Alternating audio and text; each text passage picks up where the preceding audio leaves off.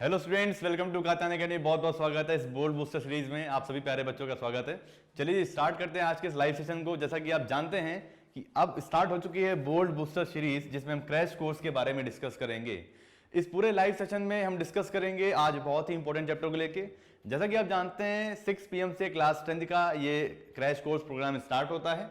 आज हम डिस्कस करेंगे लाइव प्रोसेसेस के बारे में। लाइव प्रोसेस में हम पूरे चैप्टर का रिवीजन करेंगे, बट इसको हम 2 स्टेप्स में करेंगे, बिकॉज लाइव प्रोसेस एक बड़ा चैप्टर है। इस वजह से इस पूरे रिवीजन को हम 2 स्टेप्स में कंप्लीट करेंगे।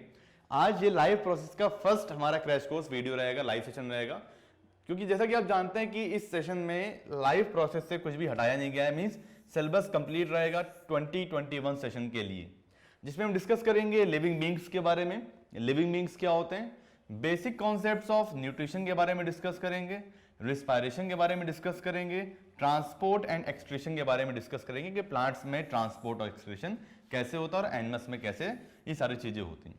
फिलहाल आज के इस टॉपिक में हम डिस्कस करेंगे लिविंग बीइंग्स के बारे में, बेसिक कॉन्सेप्ट्स ऑफ न्यूट्रिशन के बारे में डिस्कस करेंगे, जिसमें हम प्लांट्स और एनिमल्स के न्यूट्रिशन के बारे में डिस्कस करेंगे। ठीक है जी।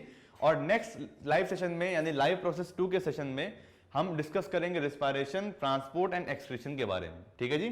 चलिए जी, और आज के इस लाइव सेशन को आगे बढ़ाते हुए हम सबसे पहले डिस्कस करेंगे लिविंग बीइंग्स के, लिविंग थिंग्स के कैरेक्टर्स के बारे में। प्यारे बच्चों, जैसा कि आप जानते हैं कि ये बोल्ड बूस्टर सीरीज यानी ये क्रैश कोर्स प्रोग्राम आपके सामने 16th Feb से स्टार्ट किया गया है। ये सिर्फ और सिर्फ आपके बोर्ड्स में परसेंटेज को इंक्रीज करने के लिए किया गया है, ताकि आप अच्छी तरह से हर चैप्टर को प्रिपेयर कर सकें और किसी भी तरह की कोई प्रॉब्लम हो तो आप उसको डिस्कस कर सकें अपने मेंटोर से। बायोलॉजी केस में बिल्कुल भी घबराने की बात नहीं है, किसी भी तरह की घबराने की बात नहीं, क्योंकि हम कोशिश करेंगे कि मोस्ट ऑफ द चीजों को हम आपको डिस्कस करें। वैसे ऑलरेडी वीडियो अपलोड हो चुके हैं एप्लीकेशंस पे, आप उनको देखिए और जो भी प्रॉब्लम्स हो उसको कोशिश करिए कि मेरे लाइव सेशन के पहले एटलीस्ट 6 आवर्स पहले आप query@kaatyanacademy.com पे उसको आप ईमेल कर सकते हैं। अगर जो भी आपके डाउट्स होंगे, जिन टॉपिक्स में आपको प्रॉब्लम्स होंगी, जो भी आपके क्वेश्चंस होंगे, अगर आप query@kaatyanacademy.com पे आप अगर ईमेल कर देंगे तो 6 आवर्स पहले, जैसे कि आज मान लीजिए लाइव प्रोसेस फर्स्ट का मेरा लाइव सेशन है, तो इससे जुड़े हुए जितने भी टॉपिक हैं या जो भी क्वेश्चंस आपके हैं, अगर आप 6 आवर्स पहले तक सेंड कर देते तो वो मुझे मिल जाते और मैं यहाँ पे डिस्कस कर लेता। बट कोई बात नहीं, जिसको बात नहीं मालूम थी अब उसको पता चल चुकी है। अब याद रखिएगा, सेशन जो आपके आने वाले हैं आगे के, उसका पूरा आपके पास शीट है आपके पास में कि कब कौन सा शेड्यूल आपके पास पूरा प्रेजेंट है। उसके अकॉर्डिंग आप देख लीजिएगा कि अगला मेरा सेशन कब है, और एटलीस्ट 6 आवर्स पहले कोशिश करिए और पहले ही भेज दीजिए। उसके 6 आवर्स पहले तक आप मुझे वो सारी चीजें ईमेल कर देंगे, और ईमेल की वेबसाइट क्या रहेगी, queries@kaatyanacademy.com पे जब आप ईमेल कर देंगे तो उसको अभी हम कोशिश करेंगे कि डिस्कस करें क्लास में। ठीक है जी।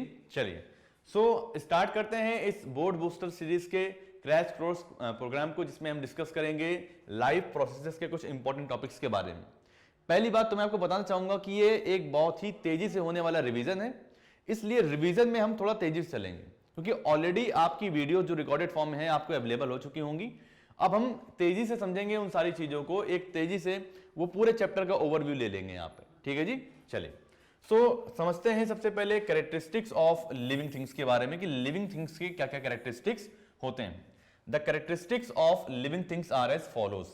पहला क्या है, living things can move by themself. जो लिविंग थिंग्स होते हैं वो अपने आप मूव कर सकते हैं, यानी लिविंग थिंग्स को मूव करने के लिए किसी तरह की हेल्प की जरूरत नहीं होती। But non living things move नहीं करते हैं। घर में टेबल होगी, चेयर होगी, क्या वो मूव करती है? नहीं मूव करती। ठीक है जी। चलिए living things need food, air and water. Living things को फूड, वाटर, एयर चाहिए होता है। क्या कभी आपके घर के टेबल और चेयर ने आपसे खाना मांगा है क्या? कभी नहीं। Living things can grow. Living things grow भी कर सकते हैं, उनमें ग्रोथ होती है। नॉन लिविंग में ग्रोथ नहीं होती। हालांकि हायर क्लासेस में आपको पढ़ाया जाएगा कि लिविंग थिंग्स में ग्रोथ होती है, बट नॉन लिविंग थिंग्स में भी अक्यूमुलेशन ऑफ सब्सटेंस की वजह से थोड़ी बहुत ग्रोथ देखी जाती है, बट वो नॉर्मल ग्रोथ नहीं होती है। ठीक है जी। वो अक्यूमुलेशन ऑफ सब्सटेंस की वजह से होती है। तो बेसिकली हम ये कह सकते हैं कि अभी आपके लेवल पे कि लिविंग थिंग्स में ग्रोथ होती है। Living things can grow but non living can not. Clear? चलिए living things are respond to change around them, that is they are sensitive. Living things क्या करते हैं? रिस्पॉन्ड करते हैं। उसके आसपास के एटमॉस्फेयर में जो भी चेंजेस हो रहे होंगे उसको वो रिस्पॉन्ड करेगा। ठीक है जी। यानी कि वो सेंसिटिव होते हैं। फिफ्थ पॉइंट है लिविंग थिंग्स कैन रिप्रोड्यूस। वो रिप्रोड्यूस कर सकते हैं। They can have young ones. Living things के पास यंग वंस हो सकते हैं, बात इंपॉर्टेंट है। ठीक है जी। यानी कि आप ये समझ लीजिए कि जो भी लिविंग होगा वो अपने ही जैसे प्रोजेनिस को प्रोड्यूस करने के लिए रिप्रोडक्शन करेगा, चाहे वो सेक्सुअल मेथड से करे चाहे वो एसेक्सुअल मेथड से करे, बट वो रिप्रोडक्शन जरूर करेगा। ठीक है जी। So living things can reproduce, non living तो रिप्रोड्यूस करते हैं ये, आप जानते हो, जैसे कि चेयर है, टेबल है, कहां रिप्रोड्यूस करता है कि नहीं। चलिए, तो ये सारी कुछ इंपॉर्टेंट बातें थी जो लिविंग थिंग्स में पाई जाती हैं, आप इन सभी बातों को अच्छे से याद कर लीजिएगा। ठीक है जी। चलिए, ये देखिए, इस डायग्राम के थ्रू समझने की कोशिश करेंगे कि कुछ प्रॉपर्टीज लिविंग थिंग्स में कौन कौन सी पाई जाती हैं। पहला, मिमोसा पुडिका प्लांट, जो कि एक सेंसिटिव प्लांट होता है, इसे बोलते हैं touch me not plant, Hindi में बोलते हैं लाजवंती। ठीक है जी। यानी कहने का मतलब ये है कि mimosa pudica, touch me not plant, या जिसको छुईमुई या लाजवंती भी बोला जाता है, इसको हम जब टच करेंगे तो टच करने पे इसकी जो लीव्स होती हैं ड्रूप कर जाती हैं, फॉल कर जाती हैं, यानी कि उसमें जो टर्गर प्रेशर होता है लीफ बेस पेटियोल पे वो डाउन कर जाता है, यानी कि ये रिस्पॉन्ड करता है थिग्मोनास्टिक को, यानी कि ये आपका एक तरह का नेस्टिक मूवमेंट होता है और ये टच के रिस्पॉन्स में मूवमेंट शो करता है। दूसरा क्या होता है बताइए, सनफ्लावर प्लांट। ये सनफ्लावर प्लांट क्या होता है? सनफ्लावर प्लांट का मतलब होता है, यहाँ पे आप देखेंगे जब सनलाइट होगी तो सनलाइट के रिस्पॉन्ड में ये मूव करता है ना जी। तो ये रहा, तो एक तरह का ये फोटोट्रॉपिक मूवमेंट है, क्योंकि डायरेक्शन ही टुवर्ड्स डायरेक्शन हो रहा है, यानी कि जिसका स्टिमुलस होगा उसकी डायरेक्शन में ये रिस्पॉन्ड करता है, इस वजह से ट्रॉपिक मूवमेंट में आता है। तो ये सनफ्लावर जो होता है ये फोटो मींस लाइट। ठीक है जी। तो लाइट के रिस्पॉन्ड में ये मूवमेंट शो कर रहा है। इस तरह से हमने देखा भैया सनफ्लावर प्लांट भी मूव कर रहा है, मीन लिविंग है तो मूवमेंट तो करेगा ही करेगा। बट यहाँ पे क्या बताइए, लिविंग थिंग्स कैन रिप्रोड्यूस, जो लिविंग ऑर्गेनिज्म्स होते हैं वो रिप्रोड्यूस कर सकते हैं। ये भैया माता जी हो गए इनकी, और ये चंगू मंगू हो गए, ये दोनों चंगू मंगू दिख रहे हैं, इन्हीं के जैसे है ना। बिल्कुल बिल्कुल सही बताया आपने कि जो चंगू मंगू यहाँ पे घूम रहे हैं वो बिल्कुल इससे मैच कर रहे हैं। चंगू मंगू हालांकि अभी छोटे हैं बट खतरा है, बिल्कुल समझ लीजिए, पंगा मत लीजिए किसी से भी, बहुत खतरनाक आदमी है ये लोग। तो भैया चंगू मंगू जो है वो इससे रिसेंबल कर रहे हैं। हम ये तो नहीं कह सकते कि ये दोनों चंगू मंगू डॉग से रिसेंबल कर रहे हैं ना। रिप्रोडक्शन में जो ऑर्गेनिज्म होता है, जो लिविंग ऑर्गेनिज्म होता है, वो ओन काइंड्स ऑफ प्रोजेनिस को प्रोड्यूस करता है, ओन काइंड्स ऑफ प्रोजेनिस को, अपने ही जैसे प्रोजेनिस को प्रोड्यूस करता है, ताकि उसकी स्पीसीज की continuity generation after generation maintain रहे इस अर्थ पे। चले जी, काफी कुछ सीखा हम लोगों ने, और अब समझते हैं लाइफ प्रोसेस के बारे में। जैसा कि आप जानते हैं कि कोई भी लिविंग ऑर्गेनिज्म हो इस अर्थ पे, उसको सर्वाइव करने के लिए कुछ बेसिक चीजों की रिक्वायरमेंट होती है, जिसके बिना वो इस अर्थ पे सर्वाइव नहीं कर सकता। चाहे वो यूनिसेलुलर ऑर्गेनिज्म हो, चाहे वो मल्टीसेलुलर ऑर्गेनिज्म हो, चाहे वो प्लांट हो, चाहे वो एनिमल हो, चाहे वो प्रोकैरियोटिक सेल हो, चाहे वो यूकैरियोटिक सेल हो, सभी लिविंग ऑर्गेनिज्म्स को सर्वाइव करने के लिए कुछ बेसिक प्रोसेस तो होने ही चाहिए, उनमें जरूरी होते हैं उनकी लाइफ की कंटिन्यूटी को मेंटेन करने के लिए। इस वजह से हम उन बेसिक प्रोसेस के बारे में आइए डिस्कस करते हैं कि वो बेसिक प्रोसेस क्या क्या होते हैं। उन बेसिक प्रोसेस की एब्सेंस में वो ऑर्गेनिज्म सर्वाइव नहीं कर सकता है। ठीक है जी। The basic functions perform by living organisms to maintain their life on this earth are called life processes, यानी कि इस अर्थ पे उनकी लाइफ को मेंटेन करने के लिए जो कुछ बेसिक फंक्शंस परफॉर्म करते हैं लिविंग ऑर्गेनिज्म, उसे बोलते हैं लाइफ प्रोसेसेस। ठीक है जी। Now the basic life processes common to all living organism are nutrition, respiration, transport and excretion, control and coordination, response to stimuli, growth, movement and reproduction. ठीक है जी। यानी ये हमारे सारे प्रोसेस हो गए। तो ये हमारे कुछ बेसिक लाइफ प्रोसेस हैं। इसमें हमने क्या क्या डिस्कस किया बताइए, न्यूट्रिशन डिस्कस किया, रिस्पायरेशन डिस्कस किया, ट्रांसपोर्ट डिस्कस किया, एक्सक्रीशन, कंट्रोल एंड कोऑर्डिनेशन, यानी कि response to various stimuli, growth होगी, मूवमेंट होगा और रिप्रोडक्शन होगा। ये कुछ बेसिक लाइफ प्रोसेस हैं जो कि किसी भी लिविंग ऑर्गेनिज्म में होने ही होने हैं, उसकी लाइफ की क्वांटिटी को मेंटेन करने के लिए। ठीक है जी। चलिए आगे बढ़ते हैं और डिस्कस करते हैं इसी से जुड़े हुए कुछ इंपॉर्टेंट बातों के बारे में। जैसा कि आप जानते हैं, इस अर्थ पे जो अल्टीमेट सोर्स ऑफ एनर्जी है वो होता है सन। ठीक है जी। तो ये हमारा हो गया सन, ये अल्टीमेट सोर्स ऑफ एनर्जी हो गया। जब इससे सनलाइट निकलेगी, वो सनरेज या सोलर एनर्जी जो आएगी वो प्लांट्स यूज करेंगे, प्लांट उसको कन्वर्ट करेंगे और कन्वर्ट कर देंगे लाइट एनर्जी से केमिकल एनर्जी में, यानी फूड में। यानी कहने का मतलब ये है कि जो भी लाइट आती है, यानी जो भी इंसिडेंट सोलर एनर्जी है, उसका conversion into chemical energy is possible by only plants, not by animals, because animal doesn't have capability or ability to convert light energy into chemical energy. Means हम ये कह सकते हैं कि plants ही solar energy को chemical energy में convert कर सकते हैं, जिसकी वजह से plants जो होते हैं वो autotrophs की कैटेगरी में आते हैं और वो food अपना खुद prepare कर सकते हैं। बट एनिमल्स के अंदर ये कैपेबिलिटी नहीं होती है। एनिमल्स इस लाइट एनर्जी को ट्रैप करके केमिकल एनर्जी में कन्वर्ट नहीं कर सकते हैं और इस वजह से एनिमल्स आते हैं हेटेरोट्रॉफ्स में, मींस एनिमल्स अपना फूड प्रिपेयर नहीं कर पाते हैं और वो अपना फूड प्लांट से ही लेते हैं, ऑब्टेन करते हैं। ठीक है जी। तो बेसिक बात यहां पे ये थी कि जो अल्टीमेट सोर्स ऑफ एनर्जी है इस अर्थ पे वो कौन है बताइए? सन होता है। ये सोलर एनर्जी को भेजता है, solar radiation, solar energy plant trap करते हैं और उसको कन्वर्ट करते हैं, यानी कि एक तरह की एनर्जी जो है उसको ट्रांसफॉर्म कर रहे हैं, कन्वर्ट कर रहे हैं दूसरी तरह की एनर्जी में, ताकि वो यूजेबल फॉर्म में हो सके। ठीक है जी, चलिए जी।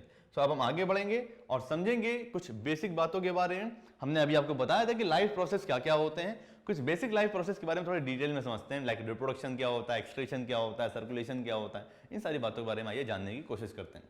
जैसा कि आप जानते हैं कि न्यूट्रिशन क्या होता है। बेसिकली सभी ऑर्गन्स को एनर्जी चाहिए होती है और एनर्जी के लिए क्या करते हैं? वो फूड ऑब्टेन करते हैं।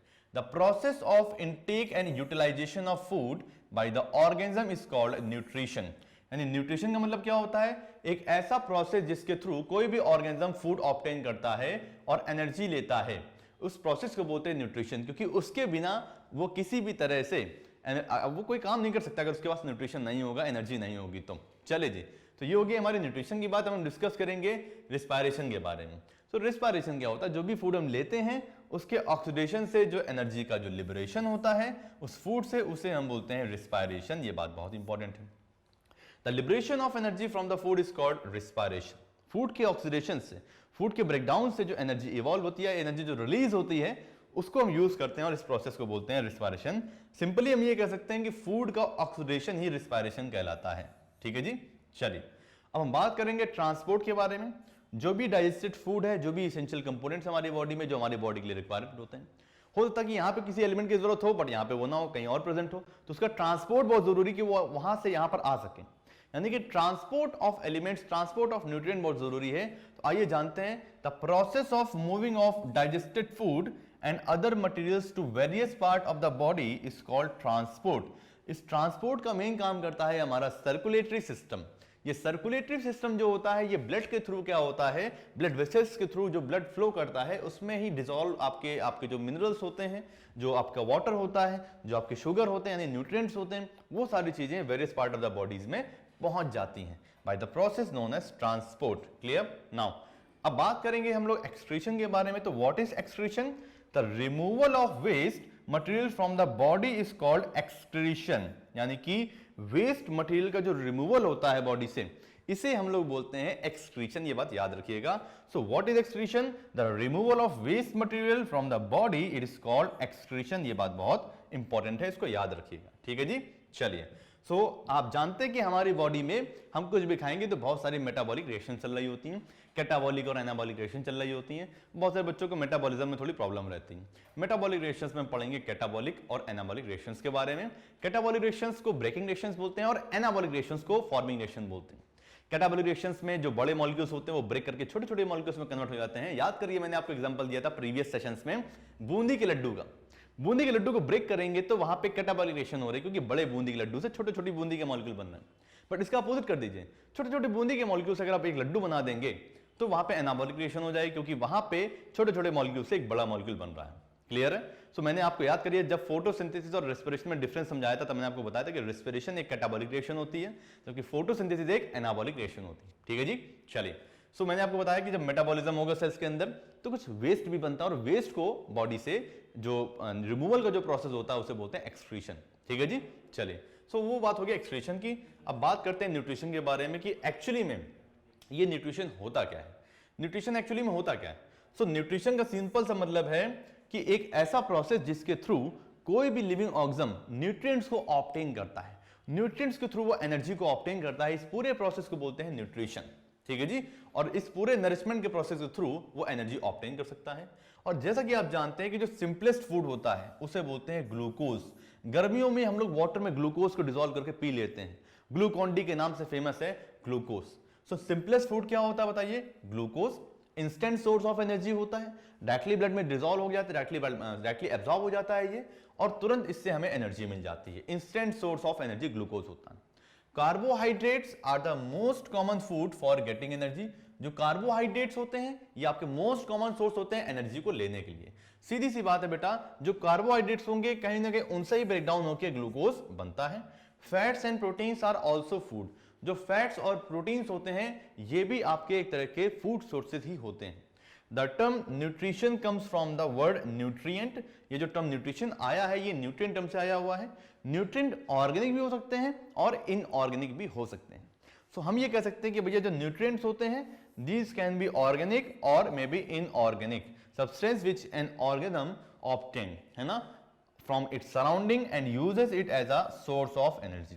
तो अपनी सराउंडिंग से कोई भी ऑर्गेनिज्म ऑर्गेनिक या इनऑर्गेनिक फॉर्म में न्यूट्रिएंट्स को ऑब्टेन करेगा और उसको यूज करेगा द सोर्स ऑफ एनर्जी और for the biosynthesis of its body constituents like tissues and organs. Tissues और ऑर्गन्स की यहां पे बात हो रही है, ठीक है जी। चलिए आगे बढ़ते हैं और देखते हैं ग्लूकोज पाउडर, जो कि आप जानते हैं बहुत ही इंपॉर्टेंट होता है, गर्मी में बहुत ज्यादा यूज होता है। अब तो गर्मियां आ चुकी हैं, सीजन चेंज हो चुका है काफी कुछ। सो ग्लूकोज का यूज करना स्टार्ट कर दीजिए क्योंकि डिहाइड्रेशन की प्रॉब्लम होती है गर्मियों में। ये रहा स्टार्च पाउडर जो कि कार्बोहाइड्रेट का बहुत बड़ा एग्जांपल है। इसी की हाइड्रोलिसिस करा के ग्लूकोज भी बनाया जा सकता है, ठीक है जी। चलिए आगे बढ़ते हैं और समझते हैं मोड्स ऑफ न्यूट्रिशन के बारे में कि न्यूट्रिशन के क्या क्या मोड्स हो सकते हैं, न्यूट्रिशन के क्या क्या तरीके हो सकते हैं। बच्चों अगर बात की जाए मोड्स ऑफ न्यूट्रिशन के बारे में तो किस किस तरीके से अलग अलग ऑर्गेनिज्म में न्यूट्रिशन होता है हम उस बारे में भी डिस्कस करेंगे। सो मोड्स ऑफ न्यूट्रिशन के बारे में डिस्कस करते हैं। मोड्स ऑफ न्यूट्रिशन जो होते हैं बेसिकली दो तरह के होते हैं, ठीक है जी, ऑटोट्रॉपिक और हेटेरोट्रॉपिक। जनरली क्या होता है कि जो मोड्स ऑफ न्यूट्रिशन होता है इसका मतलब ये होता है कि method of obtaining food by an organism which में differ from organism to organism. एक ऑर्गेनिज्म और दूसरे ऑर्गेनिज्म में डिफरेंट हो सकता है mode of nutrition. There are mainly two modes of nutrition as I told you earlier, that is autotrophic mode of nutrition and that is heterotrophic mode of nutrition. So we have to discuss here about autotrophic and heterotrophic mode of nutrition. So let's discuss about autotrophic first of all. So सबसे पहले हम discuss करेंगे autotrophic mode of nutrition के बारे में। So what is actually autotrophic nutrition? So first of all आपको ये word का मतलब समझना पड़ेगा, what is auto and what is trophic। बच्चों ऑटो का मतलब होता है सेल्फ, बेसिकली जो ऑटो वर्ड है इसका मतलब होता है सेल्फ, और ट्रॉफ मींस होता है नरिशमेंट या nutrition. The word auto means self and ट्रॉफ means nutrition, इसी से बना हुआ है ये वर्ड ऑटोट्रॉफ, है ना। So word auto means self and ट्रॉफ means nutrition. Thus autotrophic nutrition is that mode of nutrition in which an organism makes synthesize its own food from the simple inorganic materials। यानी एक ऐसा mode of nutrition जिसके through जो organism होता है वो simple inorganic materials का use करके लाइक कार्बन डाइऑक्साइड, वाटर, ये आपके सिंपल इनऑर्गेनिक मटेरियल्स होते हैं, इन्हीं का यूज करके कोई भी ऑर्गेनिज्म फूड को प्रिपेयर करता है सनलाइट का यूज करके अपनी सराउंडिंग में, ठीक है जी। तो सीधी सी बात है, ऑटोट्रॉपिक मोड ऑफ न्यूट्रिशन एक ऐसा मोड ऑफ न्यूट्रिशन है जिसमें कोई ऑर्गेनिज्म एटमॉस्फेयर में प्रेजेंट, उसकी सराउंडिंग में present in simple inorganic materials का यूज करेगा लाइक CO2 एंड वाटर। इनका यूज करके वो एक ऑर्गेनिक फूड बनाएगा जो उससे वो एनर्जी ऑब्टेन कर सकता है। इस तरह के मोड ऑफ न्यूट्रिशन को बोलते हैं autotrophic mode of nutrition. In autotrophic mode of nutrition organic matter that is food is synthesised from inorganic materials. Autotrophic mode of nutrition में जो ऑर्गेनिक मैटर होता है, जो फूड होता है, ये सिंथेसाइज्ड होता है कहां से बताइए, इनऑर्गेनिक मटेरियल से, ठीक है जी। ये बात मैंने आपको बता चुका कि कौन कौन से इनऑर्गेनिक मटेरियल्स होते हैं। और जैसा कि आप जानते हैं autotrophic mode of nutrition is common in plants. जितने भी ग्रीन प्लांट्स होते हैं उन सभी में एक प्रोसेस होता है जिसे बोलते हैं photosynthesis.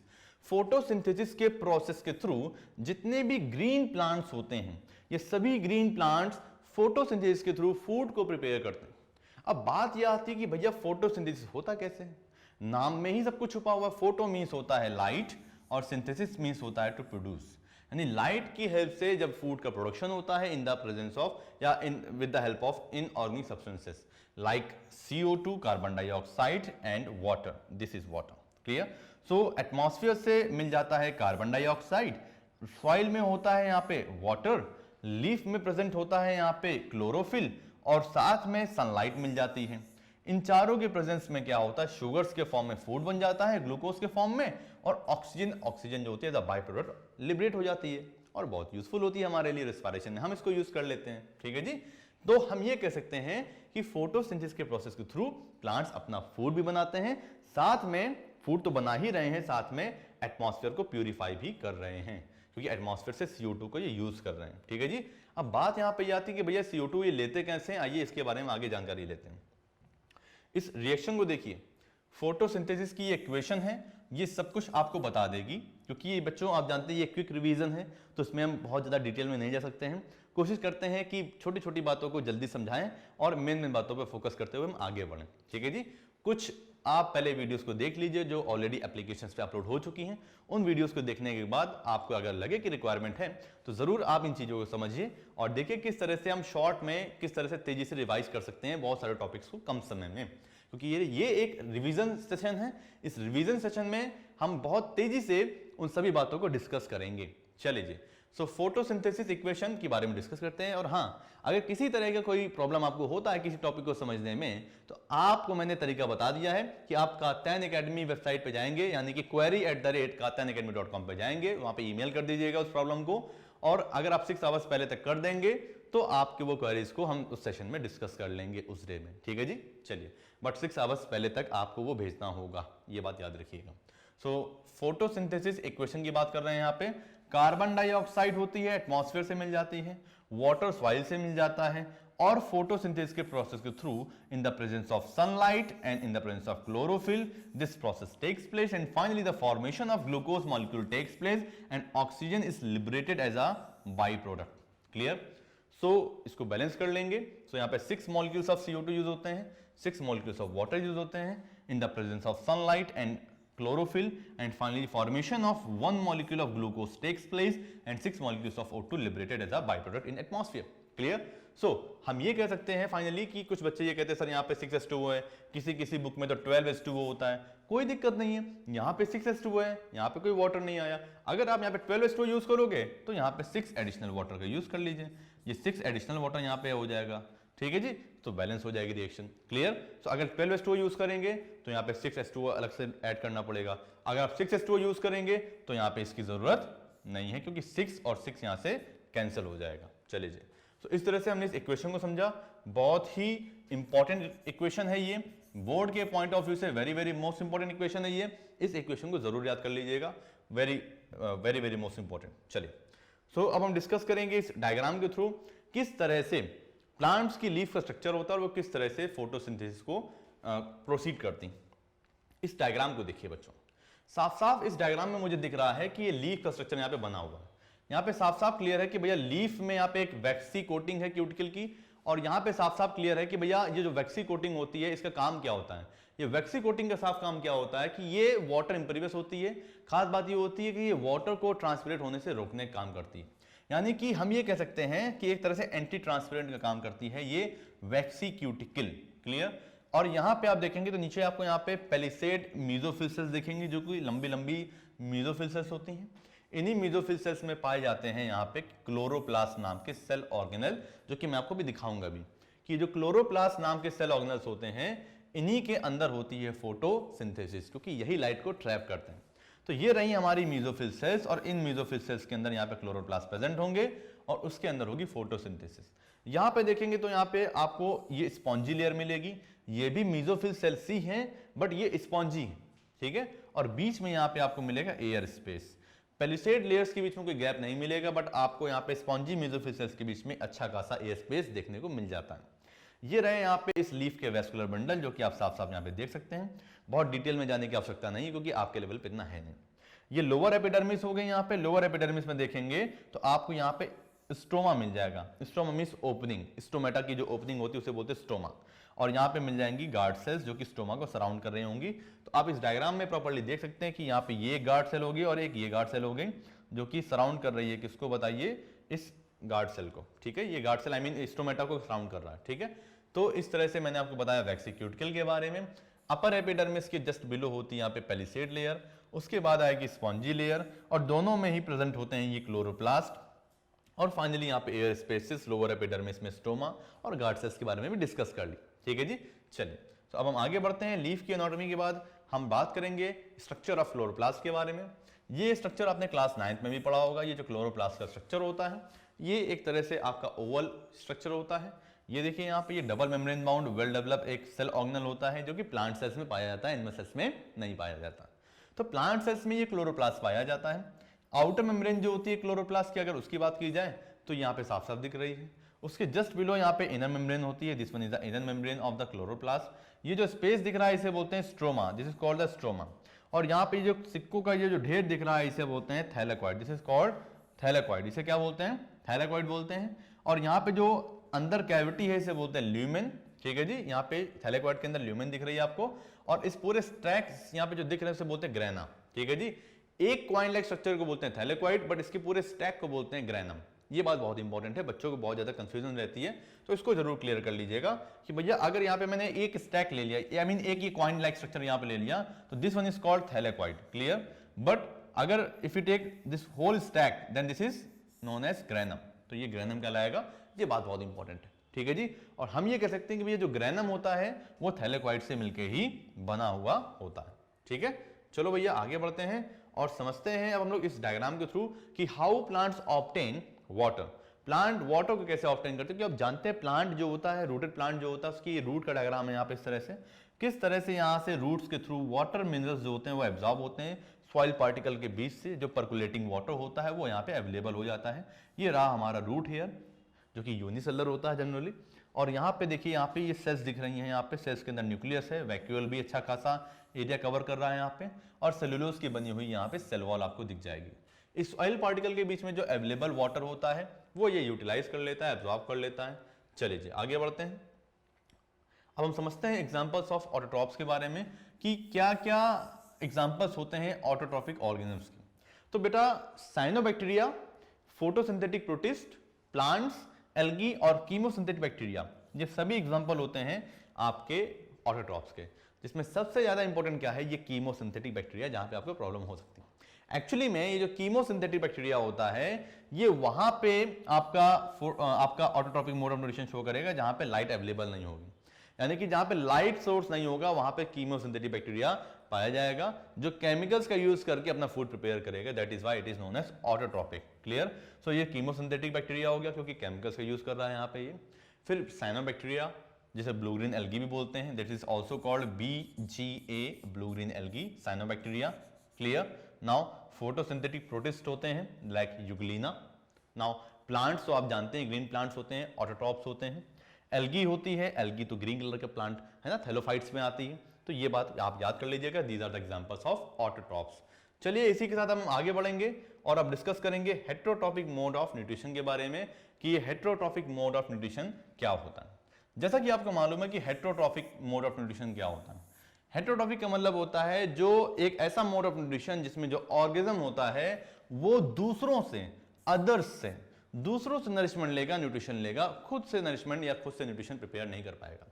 That is, the word heteros means others and troph means nutrition. Thus, heterotrophic is that mode of nutrition in which an organism cannot make or synthesize its own food from simple inorganic materials like CO2 and water.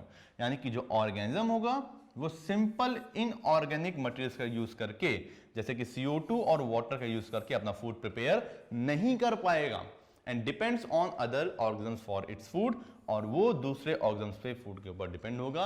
ऐसे organisms को बोलते हैं heterotrophic, या हम ये भी कह सकते हैं कि इस तरह का जो मोड ऑफ न्यूट्रिशन जिसमें पाया जाएगा वो सभी हमारे हेटेरोट्रॉपिक मोड ऑफ न्यूट्रिशन वाले प्लांट्स एंड एनिमल्स होंगे। ठीक है जी, चलिए आगे बढ़ते हैं और समझने की कोशिश करते हैं टाइप्स ऑफ हेटेरोट्रॉपिक न्यूट्रिशन के बारे में कि भैया इसके टाइप्स क्या क्या होते हैं, कितने तरह का पाया जाता है हेटेरोट्रॉपिक मोड ऑफ न्यूट्रिशन।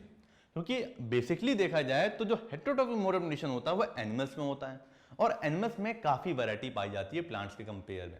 अलग अलग तरह के ऑर्गेनिज्म्स होते हैं, अलग अलग तरह के एनिमल्स होते हैं, तो उनमें आइए देखते हैं कि अलग अलग तरह के एनिमल्स में किस तरह का ये हमारा न्यूट्रिशन पाया जाता है। सो पहला होता है हमारा सेप्रोट्रॉफिक न्यूट्रिशन, दूसरा हमारा टाइप होता है पैरासिटिक न्यूट्रिशन, और तीसरा टाइप हमारा होता है होलोजोइक न्यूट्रिशन। तो सेप्रोट्रॉफिक, पैरासिटिक और होलोजोइक। सेप्रोट्रॉफिक न्यूट्रिशन का मतलब समझिए क्या होता है। इस मोड ऑफ न्यूट्रिशन में जो ऑर्गेनिज्म होता है वो डेड और डिकेइंग ऑर्गेनिक मैटर पे डिपेंड होता है। डेड और डिकेइंग, ठीक है जी, ये बात याद कर लीजिएगा। जो ऑर्गेनिज्म होगा वो डेड और डिकेइंग ऑर्गेनिक मैटर पे डिपेंडेंट होगा, उससे नरिशमेंट लेगा। इस तरह के मोड ऑफ न्यूट्रिशन को बोलते हैं सेफरोट्रॉफिक मोड ऑफ न्यूट्रिशन। फिर बात करेंगे पैरासिटिक मोड ऑफ न्यूट्रिशन के बारे में। तो भैया पैरासिटिक न्यूट्रिशन जो होता है, it is a type of heterotrophic nutrition in which organisms obtain its nourishment और nutrition from others body like host, यानी कि दूसरे की बॉडी पे वो जाएगा और उससे नरिशमेंट लेगा, यानी होस्ट की बॉडी से नरिशमेंट लेगा। ठीक है जी। तो होस्ट की बॉडी में वो दूसरा ऑर्गेनिज्म रहेगा, यानी कि पैरासाइट रहेगा, और उसकी बॉडी से ही नरिशमेंट लेगा। वो होस्ट की बॉडी के अंदर भी रह सकता है और वो होस्ट की बॉडी के बाहर भी रह सकता है। इसके बेसिस पे पैरासाइट भी दो तरह के होते हैं, एक्टोपैरासाइट और एंडोपैरासाइट। ठीक है जी, वो हम आगे भी डिस्कस करेंगे। अब बात करते हैं होलोजोइक न्यूट्रिशन के बारे में। Holozoic nutrition is that mode of nutrition which is animal like. Animal like nutrition होता है ये। इसमें क्या होता है कि आपका जो एनिमल होता है या जो ऑर्गेनिज्म होता है उसमें इंजेस्टिव मोड ऑफ न्यूट्रिशन होता है, एटलीस्ट वो फूड को इंगल्फ कर लेता है, इंजेस्ट कर लेता है। ये एनिमल लाइक न्यूट्रिशन भी फेमस है, यानी कि इसको हम एनिमल लाइक न्यूट्रिशन भी बोलते हैं, होलोजोइक न्यूट्रिशन कहलाता है। और इसमें क्या किया जाता है, डायरेक्टली फूड को इंजेस्ट किया जाता है। डायरेक्टली जो भी फूड होगा उसको क्या कर लिया जाएगा, बताइए, इंजेस्ट कर लिया जाएगा। That is why it is also called animal like. ये कैसा होता है बताइए, एनिमल लाइक न्यूट्रिशन होता है। ये बात आप याद कर लीजिएगा, ये बहुत ही इंपॉर्टेंट बात है ये। ठीक है जी, चलिए। सो एनिमल लाइक हो गया, इंजेस्ट कर लिया, होस्ट हो गया, डेड और डिके हो गया। ये बात इंपॉर्टेंट है, इसको समझ लीजिएगा। आगे बढ़ते हैं, चलिए। सो एक एक करके हम समझते हैं इन न्यूट्रिशन के बारे में।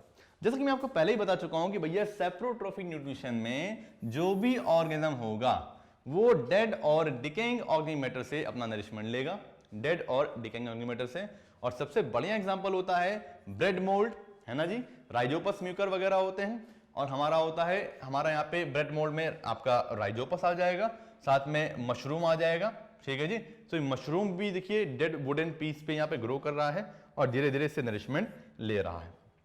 इस तरह से यहाँ पे भी देखिए ब्रेड मोल्ड है, राइजोपस यहाँ पे ग्रो कर रहा है और यहाँ से इससे नरिशमेंट ले रहा है। चलिए जी, अब बात करते हैं पैरासिटिक मोड ऑफ न्यूट्रिशन के एग्जांपल्स की। तो ये रहे हमारे पैरासिटिक मोड ऑफ न्यूट्रिशन के एग्जांपल्स, जिसमें पहला है हमारा कस्कुटा और दूसरा है हमारा मॉस्किटो। कस्कुटा एक एक्टोपैरासाइट होता है जो कि दूसरे प्लांट्स पे ग्रो करता है, एक तरह का स्पेस पैरासाइट है, स्पेस ऑक्यूपाई करता है। हिंदी में इसको अमरबेल भी बोलते हैं, और या इसको कस्कुटा या डॉडर प्लांट भी बोला जाता है। बहुत ही फेमस प्लांट होता है, आपको कहीं नॉर्मली मिल जाएगा ये। ठीक है जी। और दूसरा हमारा होता है मॉस्किटो। ये मॉस्किटो आप बहुत अच्छी तरह जानते हैं, ये एक तरह का एक्टोपैरासाइट होता है, आएगा, खून पिएगा, चला जाएगा। यानी कहने का मतलब ये है कि जो मॉस्किटो होता है ये एक तरह का एक्टोपैरासाइट होता है, टेम्परेरी पैरासाइट होता है, बॉडी के पास आएगा, खाएगा, नरिशमेंट लेगा और उड़ जाएगा, बॉडी पे रहता नहीं है। ठीक है जी, चलिए आगे डिस्कस करते हैं। और कुछ और भी हमारे पैरासाइट्स हैं, जिसमें से ये रहा हमारा blood sucking Leach, that is Hirudinaria. Hirudinaria यानी कि जो ब्लड सकिंग लीच होती है, दिस इज एक्टोपैरासाइट। ये बॉडी के बाहर रहती है और अपने सकिंग पार्ट से ब्लड को सक करती है, फाइलम एनिलिडा से बिलोंग करती है। जबकि हम बात करेंगे इन टैप वॉर्म और राउंड वॉर्म के बारे में, तो बच्चों ये होते हैं एंडोपैरासाइट, ये बॉडी के अंदर रहते हैं। टैप वॉर्म और राउंड वॉर्म बॉडी के अंदर रहते हैं, ये बात बहुत इंपॉर्टेंट है। टैप वॉर्म और राउंड वॉर्म बॉडी के अंदर पाए जाते हैं, यानी कि ये वॉर्म्स होते हैं, बॉडी के अंदर रहेंगे, वहां से नरिशमेंट लेंगे, ये हमारा ब्लड भी सक कर सकते हैं क्योंकि इनके माउथ पार्ट्स बहुत डेंजरस होते हैं। सो ये रहा हमारा राउंड वॉर्म, एस्कैरिस बोल सकते हैं इसको, और ये रहा हमारा tapeworm, that is the platyhelminthes के मेंबर्स होते हैं tapeworm, taenia solium. Clear, चलिए आगे बढ़ते हैं। ये हमारे हो गए दोनों endoparasite and that is ectoparasite leech. आगे बढ़ते हैं जी और डिस्कस करते हैं होलोजोइक न्यूट्रिशन के एग्जांपल के बारे में। तो सबसे बढ़िया एग्जांपल होता है होलोजोइक का अमीबा। हम लोगों में कौन सा होता है, होलोजोइक होता है। डॉगी में कौन सा होता है, होलोजोइक होता है। कैट में कौन सा होता है, होलोजोइक होता है। एनिमल, जितने भी एनिमल्स हैं सभी में होलोजोइक मोड ऑफ न्यूट्रिशन पाया जाएगा। यानी हम ये कह सकते हैं कि अमीबा में देखिए कैसे होता है, ये एग्जाम से पूछा जा सकता है, बहुत इंपॉर्टेंट है ये, और बहुत ज्यादा चांसेस हैं, इसको स्टार कर लीजिएगा, बहुत ही इंपॉर्टेंट है कि अमीबा में कैसा न्यूट्रिशन पाया जाता है, ये बात इंपॉर्टेंट है। देखिए जी, सबसे पहले क्या होता है कि अमीबा है, इसका न्यूक्लियस, क्योंकि आप जानते हैं अमीबा का शेप तो कोई फिक्स होता नहीं है। अब होगा क्या कि फूड पार्टिकल इसके आसपास होगा, तो ये फूड पार्टिकल के पास जाएगा, उसके आसपास एक कवरिंग बनाएगा स्यूडोपोडिया की हेल्प से। ये स्यूडोपोडिया इसमें फॉस्फेट होते हैं जो उसको लोकोमोशन में और फूड पार्टिकल को कैप्चर करने में हेल्प करते हैं।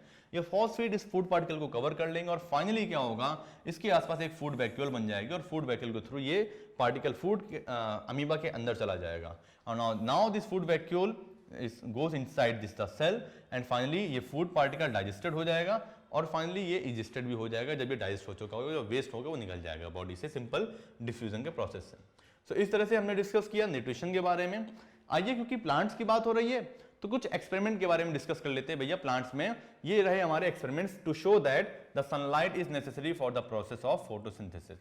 बेटा कुछ एक्सपेरिमेंट्स से आपको मालूम होगा, बहुत ही इंपॉर्टेंट एक्सपेरिमेंट्स थे क्लास 10th में, ये इन एक्सपेरिमेंट्स का अपना अलग ही रोल होता है, अलग ही इंपॉर्टेंस होता है, और इन एक्सपेरिमेंट्स को लेके बच्चों में बहुत ज़्यादा कंफ्यूजन थी। तो आइए इसको एक एक करके डिस्कस करते हैं। आज हम डिस्कस करेंगे इन एक्सपेरिमेंट्स के बारे में और देखेंगे किस तरह से हम ये शो कर सकते हैं कि सनलाइट, क्लोरोफिल और हमारा कार्बन डाइऑक्साइड जरूरी होता है फोटोसिंथेसिस के लिए, यानी इनके बिना फोटोसिंथेसिस पॉसिबल नहीं है। तो सबसे बड़ी बात यह है कि हमें एक एक करके सबसे पहले समझेंगे कि किस तरह से सनलाइट जरूरी होती है। डिटेल में हम पहले इसको पढ़ेंगे और बाकी के दो एक्सपेरिमेंट्स को हम इजी वे में ऐसे ही समझ लेंगे क्योंकि वो भी इससे जुड़े हुए हैं, इसी से मिलते जुलते हैं। So experiment to show that sunlight is necessary for the process of photosynthesis. आइए देखते हैं। तो सबसे पहले हमें क्या करना होगा, अगर हमें ये शो करना है कि सनलाइट जरूरी है तो सबसे पहले हमें एक पॉटेड प्लांट लेना होगा जिसमें ग्रीन लीव्स होंगी। बताइए, तो ये पॉटेड प्लांट जिसमें ग्रीन लीव्स पाई जाएंगी, इस पॉटेड प्लांट की खास बात क्या होगी कि इसको पहले हम कंप्लीटली डार्क प्लेस पे, डार्क रूम में रख देंगे 3 से 4 दिनों के लिए, ताकि इससे बिल्कुल भी इसमें जो भी स्टार्च वगैरह ऑलरेडी बना हुआ है वो खत्म हो जाए, यूज हो जाए। ठीक है। So in the beginning of the experiment the leaves do not have any starch in them, यानी कि जब हम उसको डिस्टार्च कर लेंगे 3 से 4 दिनों के लिए अंधेरे कमरे में रख देंगे, तो अब जब एक्सपेरिमेंट स्टार्ट करने जा रहे हैं तो हमारे पास एक डिस्टार्च प्लांट आ गया, उसकी लीफ में बिल्कुल भी स्टार्च अब नहीं होगा। ठीक है जी। अब क्या करना है, अब हमें एक डिस्टार्च प्लांट मिल चुका है, अब हम उसको क्या करेंगे, उसको प्रिपेयर करेंगे, और उसको प्रिपेयर करने के लिए क्या करेंगे, उसकी लीफ को पार्शली कवर कर देंगे किसी एल्यूमिनियम फॉइल की स्ट्रिप से या ब्लैक पेपर की स्ट्रिप से। Then take a thin strip of aluminium foil और black paper and wrap it in the centre of one leaf. Centre of one leaf यानी एक लीफ के सेंटर पे हमने थोड़ा लगा दिया, लाइक हमने यहाँ पे इस तरह से ये लीफ ली जो कि डिस्टार्च हो चुकी थी ऑलरेडी, और इसके सेंटर पे इस तरह से हमने ये ब्लैक स्ट्रिप यानी एल्यूमिनियम फॉइल यहाँ पे लगा दी। यानी कि ये पार्ट जो होगा जो सनलाइट के एक्सपोजर में आएगा, ये पार्ट भी सनलाइट के एक्सपोजर में आएगा, बट इस पार्ट पे सनलाइट पड़ेगी तो, बट वो ब्लैक स्ट्रिप या एल्यूमिनियम फॉइल उसको एब्जॉर्ब कर लेगी, लोअर पोर्शन पे वो सनलाइट वहां पे जा नहीं पाएगी। क्लियर है जी। सो अब क्या करेंगे, इस ब्लैक स्ट्रिप या एल्यूमिनियम फॉइल का यूज करेंगे और रैप कर देंगे इसको सेंटर में of one leaf on both sides while the leaf is still attached to the plant. अभी भी लीफ प्लांट में अटैच है, ये लीफ जो है वो प्लांट से अटैच है, जो पॉटेड प्लांट था उससे ये लीफ अटैच है। ठीक है जी। चलिए ठीक है, ये देखिए कुछ इस तरह का प्लांट होगा, आप उसको डार्क रूम में रख सकते हैं 3 दिनों के लिए, और उसके बाद क्या होगा, सारा का सारा जो स्टार्च होगा वो आपका रिमूव हो जाएगा, यानी प्लांट अब हो चुका होगा डिस्टार्च्ड। ठीक है। 3 to 4 डेज तक आप उसको रख सकते हैं। एंड देन क्या करेंगे बताइए, keep this potted plant partially covered leaf in bright sunlight for 3 to 4 days. अब आपको ये जो पार्शियली कवर्ड लीफ वाला प्लांट है, पॉटेड प्लांट है, इसको 3 से 4 दिनों के लिए अपने धूप में रख दिया।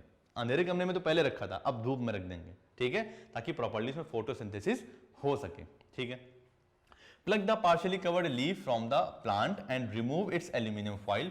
ठीक है। अब धीरे से क्या करेंगे, क्योंकि अभी तक हमने उसको 3 दिनों तक भैया कमरे में रखा था, अंधेरे कमरे में, बेचारा भूखा हो गया था ना, उसके पास खाना पीना कुछ बचा नहीं था बिल्कुल, जो भी उसके पास स्टार्च था पूरा यूटिलाइज हो चुका था। अब क्या किया हमने, भैया 3-4 दिन तुम खूब धूप में खूब खा पी लो। ठीक है। यानी 3 से 4 दिनों तक हमने उसको अब धूप में रख दिया। उसके बाद हमने उसकी जो पार्शियली कवर्ड लीफ थी उसको तोड़ लिया, और तोड़ने के बाद क्योंकि उसी को हमने पार्शियली कवर किया था, सारी लीफ को कवर करने की जरूरत नहीं है, सिर्फ आप एक लीफ को कवर कर लीजिए पार्शियली, और उसको एक्सपेरिमेंट में जब ये 3 to 4 डेज तक लाइट मिल जाए उसको प्लग कर लीजिए from the parent plant and remove it's aluminium foil. जो भी आपने ब्लैक स्ट्रिप या एल्यूमिनियम फॉइल आपने लगाई थी उसको आप रिमूव कर लीजिए। अब सिर्फ आपको लीफ मिल जाएगी जिसमें फोटोसिंथेसिस हुआ होगा।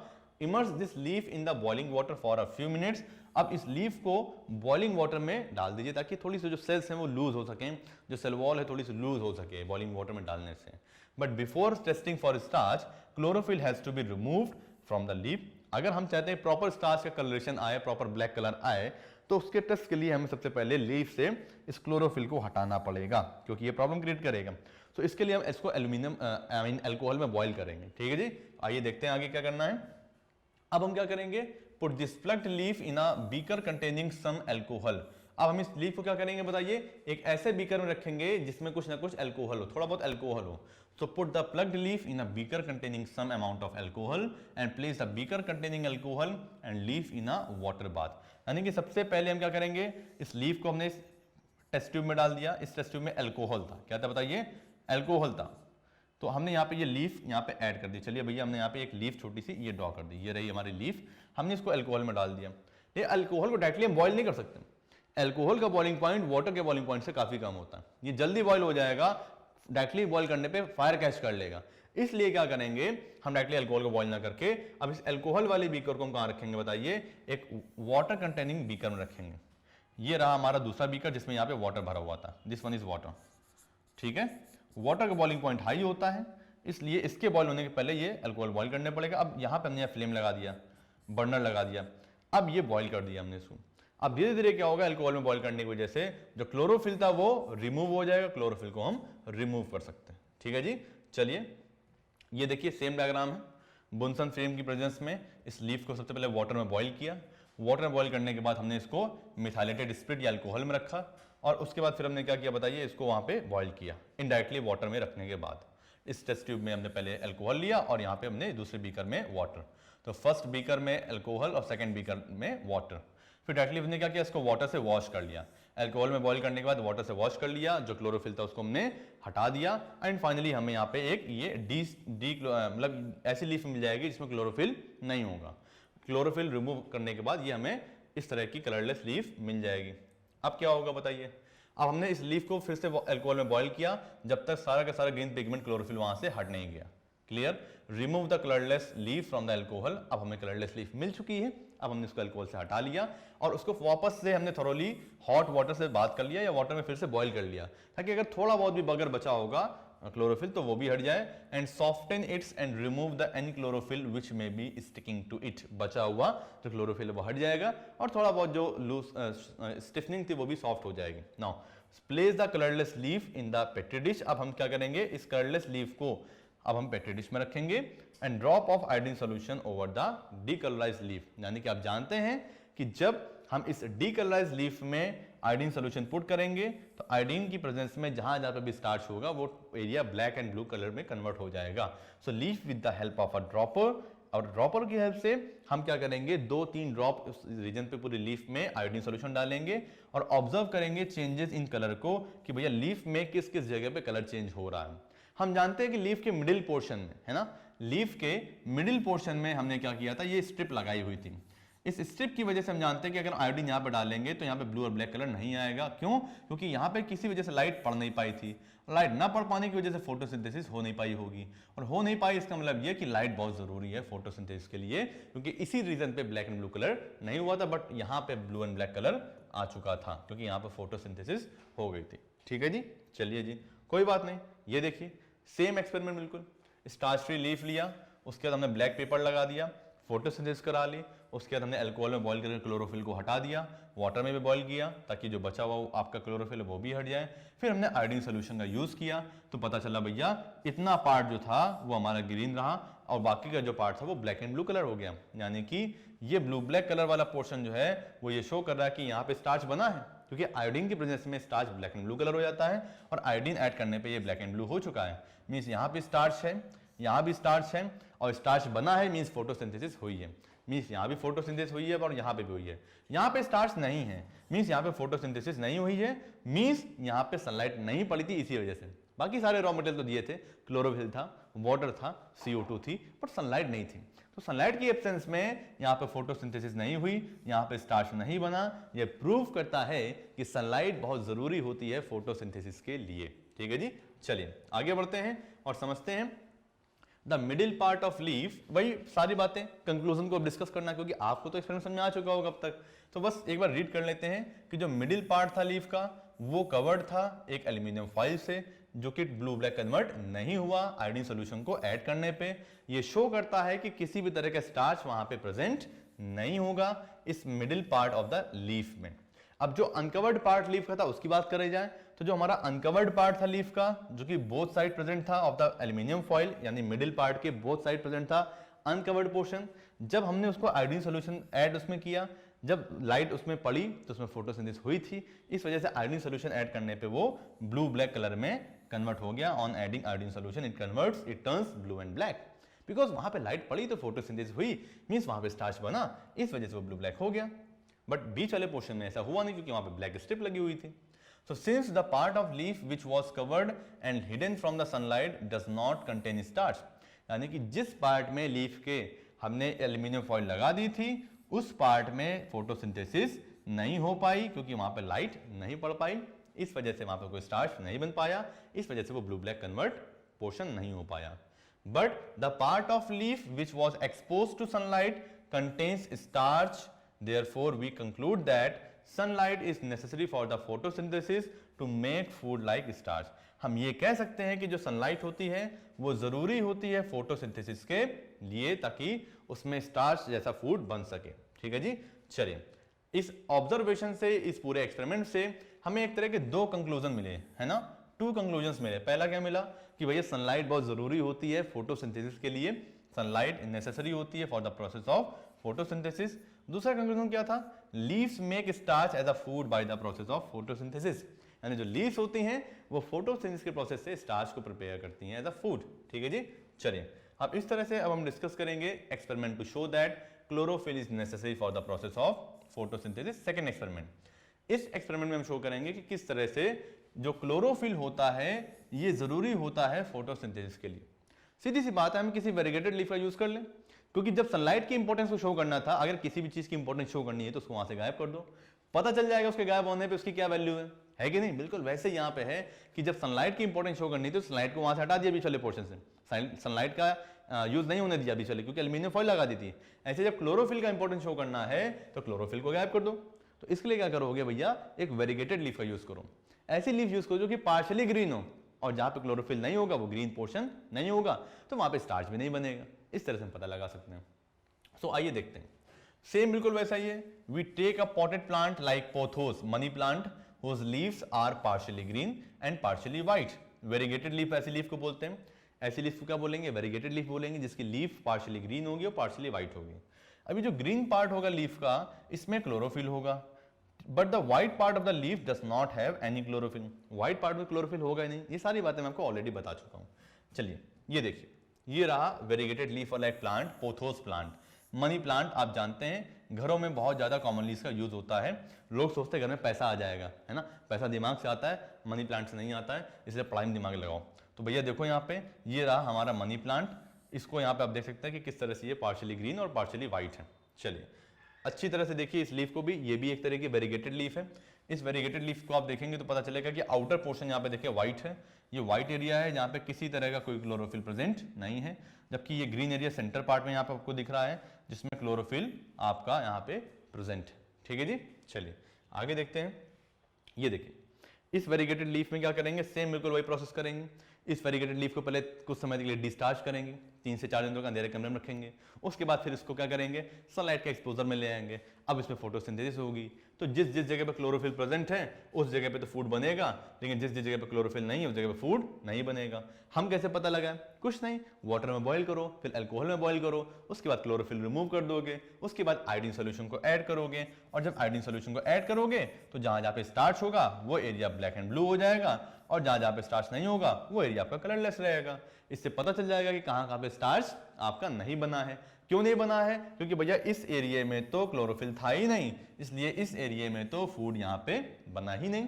क्लोरोफिल नहीं था, फूड नहीं बना, मींस क्लोरोफिल जरूरी होता है फूड की प्रिपरेशन के लिए, स्टार्च की प्रिपरेशन के लिए, यानी कि फोटोसिंथेसिस के लिए। ठीक है जी, तो हम ये कह सकते हैं कि वेरीगेटेड लीफ में जहां जहां क्लोरोफिल होगा वहां पे फोटोसिंथेसिस होगी, अदरवाइज जहां जहां पे क्लोरोफिल नहीं है वहां पे फोटोसिंथेसिस नहीं हो पाएगी। ठीक है जी, तो ये हो गया बातें। नेक्स्ट एक्सपेरिमेंट में इसमें हमें ये शो करना है कि carbon dioxide that is CO2 ये जरूरी होती है for the process of photosynthesis. Photosynthesis के प्रोसेस के लिए CO2 जरूरी होती है। इसको आइए देखते हैं कैसे इंप्रूव करते हैं।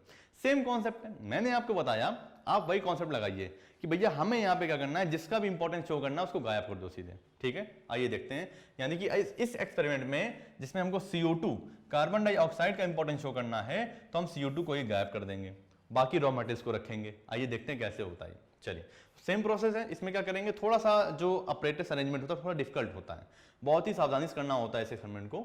इसमें क्या करेंगे, हम एक पॉटेड प्लांट लेंगे जिसमें लॉन्ग और नैरो लीव्स होंगी, ठीक है जी, लाइक नेरियम वगैरह। सो उसमें लॉन्ग और नैरो लीव्स होती हैं, और उसको प्लेस कर देंगे कंप्लीटली डार्क प्लेस में अबाउट वेट 3 to 4 days, ताकि वो डिस्चार्ज हो जाए। सेम प्रोसेस है ना, डिस्चार्ज कर दिया। अब क्या करेंगे, ग्लास बॉटल लेंगे जिसमें एक वाइड माउथ होगा और उसमें कुछ पोटेशियम हाइड्रोक्साइड यानी KOH सोल्यूशन को ऐड कर देंगे। ये जो पोटेशियम हाइड्रोक्साइड सोल्यूशन होता है ये CO2 को एब्जॉर्ब कर लेता है, इसकी खास बात होती है।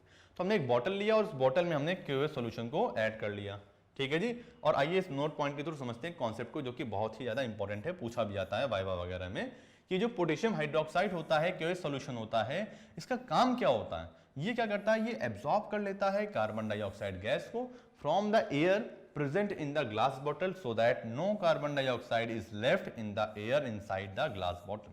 यानी कहने का मतलब ये है कि किसी भी तरह की जो आपकी कार्बन डाइऑक्साइड है वो ग्लास बॉटल के अंदर नहीं बचेगी, क्योंकि इस ग्लास बॉटल में, जो कि वाइड माउथ की हमने जो ग्लास बॉटल ली हुई थी, इस ग्लास बॉटल के अंदर हमने ले लिया हुआ है KOH। This one is KOH।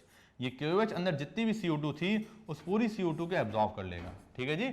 और बॉटल के अंदर CO2 का नामो निशान नहीं बचेगा, ठीक है जी। चलिए आगे बढ़ते हैं और समझने की कोशिश करते हैं इस डायग्राम के थ्रू किस तरह से ये पूरा सेटअप हम अरेंज करेंगे, ठीक है जी। आइए देखते हैं। ये एक रहा पॉटेड प्लांट, जिसको पहले हमने 3 to 4 डेज तक के लिए डिस्चार्ज कर लिया, और लॉन्ग और नैरो लीव्स का वाला प्लांट यानी नेरियम टाइप का प्लांट हमने यूज किया। ये पॉटेड प्लांट में हमने देखा कि इसकी जो आधी लीव्स थी उसको हमने ग्लास बॉटल के अंदर कर दिया, कॉर्क का यूज करके। स्प्लिट कॉर्क के लिए यहाँ पे यूज किया है, कॉर्क को बीच से कट कर लिया था। स्प्लिट कॉर्क का यूज करके आधी लीफ को बॉटल के अंदर और आधी लीफ बॉटल के बाहर, ठीक है। और यहाँ पे लगा दिया ग्रीस, ताकि किसी तरह की एयर वगैरह यहाँ से अंदर जाना पाएगा, किसी तरह कोई गैप वगैरह बच गया तो एयर ना जा पाए। अब इस ग्लास बॉटल के अंदर हमने किसका यूज किया बताइए? KOH, पोटेशियम हाइड्रोक्साइड, आपको दिख भी रहा होगा, KOH सोल्यूशन का यूज किया। अब क्या होगा? स्लाइट पड़ेगी, फोटोसिंथेसिस होगी, बिल्कुल सही बात है। सनलाइट आ रही है, क्लोरोफिल प्रेजेंट है, वाटर है, बट यहाँ पे CO2 नहीं है। CO2 को KH ने एब्जॉर्ब कर लिया, यहाँ पे हमने CO2 गायब करा दिया, बट इस आधे हिस्से में यहाँ पे CO2 इसको मिल रही है। लीफ का वो आधा हिस्सा जो बॉटल के बाहर है उसमें तो CO2 अवेलेबल है, बट लीफ का आधे हिस्से में CO2 अवेलेबल नहीं है। ये देखिए, इस आधे हिस्से में CO2 नहीं मिल पाएगी क्योंकि ये बॉटल के अंदर है, बट ये आधा हिस्सा जो लीफ के बाहर है, आई मीन बॉटल के बाहर है, उसको CO2 मिल जाएगी। तो आधे हिस्से में फोटोसिंथेसिस होगी और आधे हिस्से में नहीं होगी। मींस आधे में आपका बनेगा स्टार्च, आधे में नहीं बनेगा। तो देखिए, lower half part of the leaf, वो लोअर हाफ जो कि बॉटल के अंदर था, जो KOH की प्रेजेंस में, जहां पे CO2 बिल्कुल भी थी नहीं। अब यहाँ पे क्या फोटोसिंथेसिस हो पाएगी? No photosynthesis, no starch formation, no blue and black colour. Clear? जो बाहर था यहाँ पे CO2 इसको एटमॉस्फेयर से मिल रही थी, तो फोटोसिंथेसिस होगी, ब्लू और ब्लैक कलर बनेगा क्योंकि यहाँ पे स्टार्च बनेगा। क्लियर? चलिए जी आगे बढ़ते हैं और देखते हैं। तो ये देखिए, अपर हाफ पार्ट में यहाँ पे फोटोसिंथेसिस होगी इस जगह पे, जबकि यहाँ पे नहीं होगी। सो हेंस हम ये कह सकते हैं कि कार्बन डाइऑक्साइड जरूरी होती है इस प्रोसेस ऑफ फोटोसिंथेसिस के लिए, क्योंकि हमने क्या किया, इस एक्सपेरिमेंट के बाद 3 से 4 दिनों के बाद जब फोटोसिंथेसिस हो चुकी होगी तो हम इस लीफ को प्लग करेंगे और सेम प्रोसेस दोहराएंगे। वाटर में बॉईल करेंगे, अल्कोहल में बॉईल करेंगे, क्लोरोफिल को रिमूव करेंगे और आयोडीन सोल्यूशन को ऐड करेंगे। ब्लू और ब्लैक कलर जहां जहां मिलेगा हमें पता चल जाएगा। एक्सपेरिमेंट करने के बाद ये पता चला कि लोअर हाफ ऑफ लीफ में ब्लू ब्लैक कलर नहीं आया, जबकि अपर हाफ ऑफ लीफ में ब्लू ब्लैक कलर आ रहा था। इसका मतलब ये कि जहां जहां CO2 एब्सेंट थी वहां पे फोटोसिंथेसिस नहीं हुई, क्योंकि वहां पे स्टार्च नहीं बन पाया, वहां पे ब्लू और ब्लैक कलर नहीं आ पाया। इस वजह से हम ये कह सकते हैं कि भैया CO2 जो होती है वो बहुत जरूरी होती है फोटोसिंथेसिस के लिए। इट मींस आप जानते हैं कि 4 रॉ मटेरियल्स कौन कौन से होते हैं बताइए? CO2 होती है पहला रॉ मटेरियल्स, दूसरा क्या होता है? वाटर होता है, ये दोनों इनऑर्गेनिक रॉ मटेरियल्स हो गए। तीसरा हमारा रॉ मटेरियल क्या होता है? सनलाइट, ठीक है जी, सनलाइट होता है। और फिर चौथा रॉ मटेरियल होता है हमारा क्लोरोफिल। क्या होता है बताइए? क्लोरोफिल होता है। तो ये हमारे मेन रॉ मटेरियल्स हो गए। इन 4 में से कोई अगर एक भी रॉ मटेरियल एब्सेंट हो गया, उस कंडीशन में फोटोसिंथेसिस नहीं होगी और स्टार्च नहीं बनेगा और आयोडीन सॉल्यूशन पुट करने पे ब्लू और ब्लैक कलर नहीं मिल पाएगा। इस तरह से हम ये कह सकते हैं कि ये सारी चीजें प्रूव करती हैं कि फोटोसिंथेसिस बहुत जरूरी होती है। तो इस तरह से ये जो एक्सपेरिमेंट वाला पोर्शन था जिसमें बच्चों को बहुत दिक्कत हुआ करती थी, हमने शॉर्ट में बहुत तेजी से उसे डिस्कस किया। किसी भी तरह की कोई दिक्कत हुई हो इस वीडियो में या इस लेक्चर में, तो आप नेक्स्ट लाइव सेशन के पहले, लाइव प्रोसेस 2 के पहले जरूर हमको ईमेल करिएगा query@kaatyanacademy.com पे। 6 आवर्स पहले तक कर दीजिएगा ताकि वो क्वेश्चन हमको मिल जाए, हम उसको डिस्कस कर सकें यहाँ पे। और सेकंड जो सेशन आएगा हमारा लाइव प्रोसेस 2 का, उसके जो बचे हुए टॉपिक लाइक सर्कुलेशन है, रेस्पिरेशन है, एक्सक्रीशन है, उसके जो क्वेश्चंस होंगे आप उसमें भी वो भी ऐड कर सकते हैं ताकि आपके वो सारे क्वेश्चंस डिस्कस किए जा सकें। ठीक है जी, सो इसके लिए तैयार रहिएगा। आई होप आज के इस लाइव सेशन से आपको बहुत सारी चीजें सीखने को मिली होंगी। फटाफट से कम समय में हमने कई चीजों को एक साथ रिवाइज किया। हमने मोड्स ऑफ न्यूट्रिशन के बारे में सीखा, लिविंग बीइंग्स के कैरेक्टरिस्टिक्स के बारे में सीखा, साथ में हमने एक्सपेरिमेंट्स के बारे में भी सीखा, प्लांट्स और एनिमल्स दोनों में नरिशमेंट के बारे में डिस्कस किया, किस तरह से हेटेरोट्रॉपिक मोड ऑफ न्यूट्रिशन कैसे कैसे सेप्रोट्रोफ्स में होता है या सेप्रोफिटिक न्यूट्रिशन होता है, पैरासिटिक होता है और होलोजोइक होता है। ये सारे बहुत ही इंपॉर्टेंट टॉपिक्स थे। इस तरह से आज के लाइव सेशन को हम फिनिश करते हैं ताकि नेक्स्ट क्लास आप ज्वाइन कर सके। क्लास 12th की नेक्स्ट क्लास होगी। चलिए बेस्ट ऑफ लक और मिलते हैं बहुत जल्दी अपने नेक्स्ट लाइव सेशन में। तब तक के लिए पढ़ते रहिए, आगे बढ़ते रहिए और अपनी प्रॉब्लम्स को शेयर करते रहिए। Thank you.